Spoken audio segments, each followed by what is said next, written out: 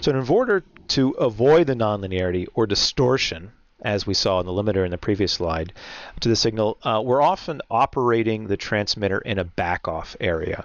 And so we talked about the 1 dB compression point before. What we tend to do if we want to be linear is we just operate it in a region where we're below this 1 dB compression point, and that allows us to generate the least amount of harmonics.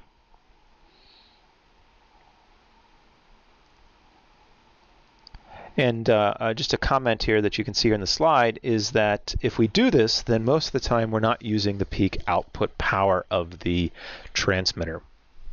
And that is only a concern when you're trying to go very far distances and you're basically, if you operate at peak power, you have a lot of distortion.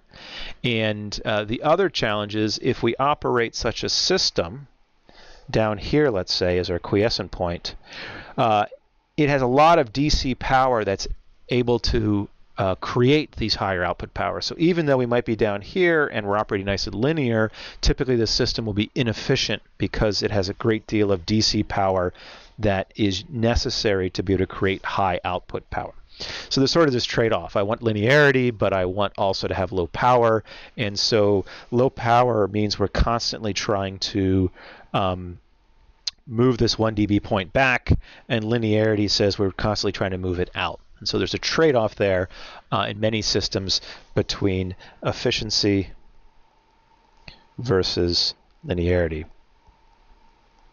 And we're going to talk about that in a future module.